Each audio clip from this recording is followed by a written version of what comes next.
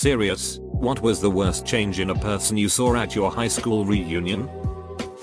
Worst change I ever saw was no change at all. This is why I'll be avoiding reunions. That sheet's coming up way too soon. I think it was me. I was drunk 1 hour in because it was so awkward, so I kept drinking. I went to high school with a disorganized but well-mannered kid who was pretty well known and not unpopular. He ended up dropping out of college to travel in Asia, where he got into a bar fight, hit someone, and badly injured him. Spent the rest of his college years in a nation, can't remember where, prison. When I saw him at our reunion, he had a massive face tattoo and was using every racial slur known to man, loudly. As the evening wore on, it became apparent that the crazy fun party guy who seemed awesome at the beginning of the night was really the weepy alcoholic crying about having nothing left to live for. It was very depressing. Wow, that's basically my New Year's Eve from last year. Now I can't enter that bar without someone asking about my mental health. In high school, there was a girl I envied because she was the stereotypical popular girl. Blonde hair, blue eyes, full of pep. She had dreams of going to medical school and being a pediatric cardiologist. She was a star in my dance class, the lead in the plays. She could sing. She took advanced placement classes. She was nice too. On our senior trip at the end of senior year, she told me about how she'd take speed to be up for days at a time, so she didn't have to sleep and could do so much.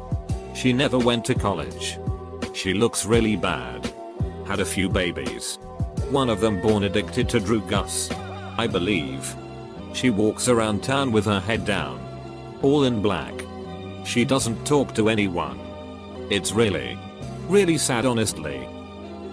Most handsome, popular, rich, quarterback of the football team, class president guy took a swan dive off a high floor of a hotel in front of his wife and kids a couple years back. Didn't see that one coming. Honestly, it was me. High school me was very animated, social and skinny. 15 years later me was very withdrawn, sad and obese. It's so strange. I never fantasized that I'd be the guy that people talked about having really gone downhill. I was always such a great student. I was active. I volunteered for things. I made art. A real type A person, someone you'd want to be around. But I was the one people whispered about. And it really hurt. You'd think if someone was going through major depression, they would know. Right? I didn't. Without drawing this out, the good news is that I'm doing really great now. I'm skinny again. I'm social. I'm out there doing stuff. And I think I can count myself as someone people want to be around. It's kind of scary, having a personality, but exciting scary. Hopefully, at the 20-year reunion, the whispers will be different. Just had our 20th. 2 people we could not locate, but both are known to be drug addicts and homeless. I hope they are both doing okay because they were good kids who had a hard upbringing. How big was your graduating class? I know for a fact my class 5-year reunion was missing at least one person, and I'm sure they didn't miss me. I wasn't even invited to various high school friends' large weddings. I'd see their photos on Facebook of our peer group minus me. I'm definitely not going to be contacted for the 10-year class reunion. And I don't care. The majority of them were assholes to me anyway. Nobody likes the Asperger's kid. Nobody likes the Asperger's adult either. Well, since I was the only one to show up for my 10-year reunion, it would be me. I got fat. I went to my 10, 15, and 20-year reunion. I think the worst change I saw was that quite a few still haven't changed. They were the same duck sticks they were in high school. It was almost cartoonish. Hanging on to who they were 10 or 20 years ago and still trying to be that guy or girl. I always ended up hanging out with 4 or 5 of the nerds that had become amazingly funny, interesting people, normal people. And I look back with regret that as a wannabe jock or wannabe treehead cool kid, I missed out on really knowing them. A friend of mine was super smart. He had skipped a couple of years. He went to college and majored in engineering. He had a great job, lovely wife, and kids. A couple of years later he just dropped out of society. Moved to a tiny one-room cabin off the grid. His wife thinks skipping grades and school messed him up. For most of his education he was 3 years younger than his classmates. Doesn't sound like much, but at that age it's a big difference. He was smarter than the older kids and had no common interests. He didn't know many kids his own age and didn't have much in common with them either. Everyone expected big things out of him and the pressure finally got to him. He just got in his car after work one day and drove north. Didn't tell anyone. He married well. His wife was 100% supportive. He lived like a hermit for years while she raised and supported him and the kids. A couple of times a year he'd show up for a visit. About 10 years later he just showed up one day with all his things and moved back home. He works on a night crew cleaning movie theaters after hours. Everyone thought he was going to change the world. He was voted most likely to succeed. I think the expectations from everyone else led him to make decisions based on expectations and not what he wanted. Great guy. Amazing wife. Good kids. I still can't believe he's cleaning theaters at night. She brought her children. There were 12 of them. She was drunk. Really drunk. Like she turned up drunk. She didn't leave until 11 p.m. She left her baby in the bathroom. She used to be president of the Chastity Club. 100% serious. It's always the zero tolerance people that indulge the most. They were all pleasant. The surprise for me was 2 of the ultra stud guys now had some severe male pattern baldness. One guy tried to keep it going with an extremely thin forest on the top of his head. Looked awful. The other guy just shaved it clean. Looked great. In high school I was more than 100 pounds overweight. By my senior year I think I was the heaviest in my school at 1,500. I was picked on like you might guess for my weight. I ended up losing all the weight and hit the gym hardcore. Building up a nice physique. At my 10 year it was crazy seeing how many of the skinny guys who had picked on me were now really overweight. So many dad bobs. This girl was one of the nicest people you'd ever meet. And not in that, oh, I'll be nice to you so you are nice to me mindset. No. She was just a genuinely nice person to everyone. But she was really sheltered. Like she wasn't allowed at school dances. No dating. No makeup. Not that she needed it, she was freaking gorgeous. No drama cast parties. No field trips unless her parents were allowed to chaperone. No sleepovers. And all that jazz. Always dressed super modestly. My 10-year reunion was this year. And she was basically Skeletor. The red-nosed crack who wore. I guess she went off to college and went absolutely wild with her newfound freedom. Went right over the deep end. And never climbed back. Just the sheer number who had kids straight out of school and live shitty lives. Felt really sorry for all those kids. Man, it really doesn't matter how hot you were in high school. If you don't take care of yourself, your looks will go to shit. One of the take homes from this entire thread is it really doesn't matter how hot you were in high school. Period. Man, reading this just makes me realize how lucky my class was. The girl I had a massive crush on is recently engaged to a guy who looks perfectly decent. She travels, works as a nurse, and is somehow even hotter than she was in high school. My high school sweetheart is married to a guy who runs a respectable business and lives on the beach in Florida. My core group of best friends all keep in touch and we see each other regularly. I live with one of them. And she and her partner are getting married next year. The one dude we all thought would be a duck-up joined the Air Force. Now works in private computer security. Has a wife and 3 kids and is doing great. One kid who was damn near murdered in a drug deal gone bad in high school got clean and teaches karate down in North Carolina. Even the townies are doing alright. Many of them hitched up with their high school sweethearts and are making it the best they can in the town they know and love, for whatever reason. We have of course several folks out of the closet, including one who transitioned.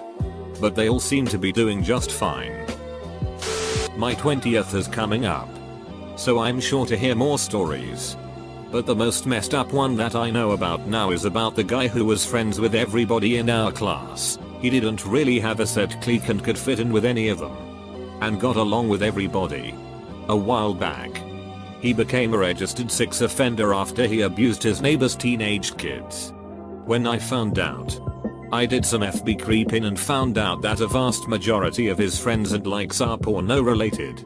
Now, it seems like he's our class's dirty little secret. Nobody talks about him. And though this is what I've done over 20 years, mini biographies my classmates have put up on our FB page completely skipped him. Even classmates not on FB posted updates through proxies. I doubt we'll be seeing him at the reunion. Update: I got to thinking after this and realized something. Those of my class who didn't move away and still live within 20 miles of where they grew up, and also went to the various small colleges in a nearby larger town, are easily the most bigoted racist people in my class. And the junk they post on FB. Yeesh. More reasons to be glad I left our totally white bread area. Only time my school ever saw color was when we had foreign exchange students, and got to experience new things and meet new people. I didn't go to my 10-year reunion as I opted to take the get and gtfo. But this involves pictures from that reunion a friend put up on Facebook. So, years ago a friend and I ended up at a bar near where I grew up. It was a good hour drive from where I lived at the time. As the night progressed I hooked up with a good looking guy. Everything is going great but I kept thinking he looked familiar. I finally said I wanted to go outside to smoke and he came with. Under the better lighting outside in the smoking area I realized it was a guy I had gone to school with since kindergarten. He was the all-American, football playing, great looking, well-liked type guy. We both laughed about how weird it was since I lived far away and he was actually visiting from out of state. I was no longer interested in continuing the evening together as I felt really creepy about it now. He was annoyed, but understood. A few months later I see pics from the reunion on Facebook. There was guy from school bar smiling next to his very pregnant wife. I really believed he was a better person than that. A girl I graduated with was a rich in high school. She became an even bigger rich post-college. Our respective husbands graduated the same year, so we ran into each other at their reunion. She made eye contact with me, so I, being a mature and forgiving 28-year-old, waved hello. She flipped me off and rolled her eyes at me for the rest of the night. Her husband cheated and left her a few months later.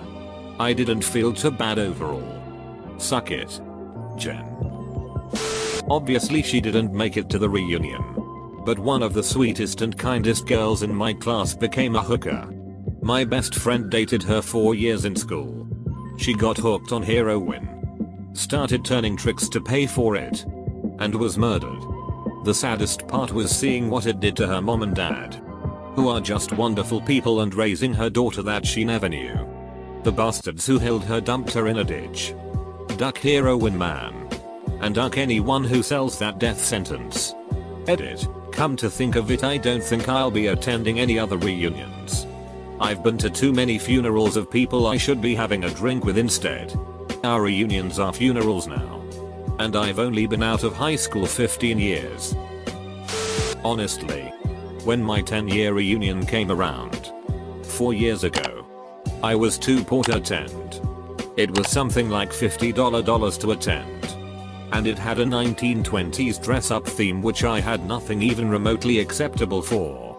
I had a friend offer to pay my way in, saying I could pay him back whenever. But I felt too much of a burden to, because I knew it would be too hard to pay him back without sacrificing meals.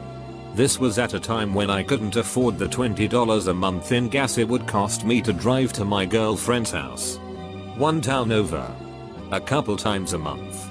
So, while I wasn't rich in high school or anything, family was always poor until after I graduated.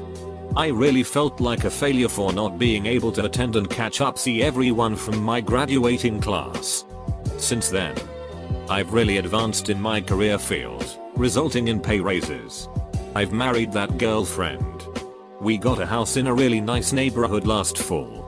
And we both have dependable vehicles that don't cost much and gas equals P. So this isn't really how much I've changed since high school. But it's how much I struggled during my last reunion compared to how much I've changed for the better since. I'm really looking forward to attending the next reunion. At my 10-year reunion no one had changed at all. Everyone was still the same. It's why I'm not going to my 20-year reunion this year because I never liked any of those people anyway. I'm not sure what was worse. The guys who were full-fledged middle-age at 28 or the guys who were still exactly the same. Trench coats and toffets included. From high school at 28. I wasn't invited. The girl organizing it didn't like me after her boyfriend defended me when he heard her making fun of me. Guess she still isn't over it. I didn't get invited to my 10-year high school reunion either. I joined the class in sophomore year. And it was a small school in an area in which most kids had known each other their whole lives in one capacity or another. It was very likely just an oversight. But I'm FB friends with some of the organizers and no one reached out for my address. Sorry that it was personal in your case. Sounds like the girl is really shitty. Ex-girlfriend of mine was murdered by the boyfriend that came after me. He used to beat the hell out of her and she always had an excuse. She finally made up her mind to leave him when he went to work the next day. And that night he killed her. Then blew his head off. Sucks. I really liked her and at one point thought we would have had a future together. She looked like a cross between a Stepford wife and a Barbie. Perfect makeup. Blonde blowout. Pink money PD. The works. 6-inch heels and minding to kids under 2 while her husband, who none of us knew, partied across the room and didn't lift a finger. No career. No friends. No hobbies other than TV and parenting. No social media. Email? Oh. I guess I have an email address. I never use it though. I don't know how to describe how eerie it was. She was always a quiet person but it was like all the personality had been sucked out of her. I really hope she's happy. I know some people enjoy the stay-at-home trophy wife thing but this was next level.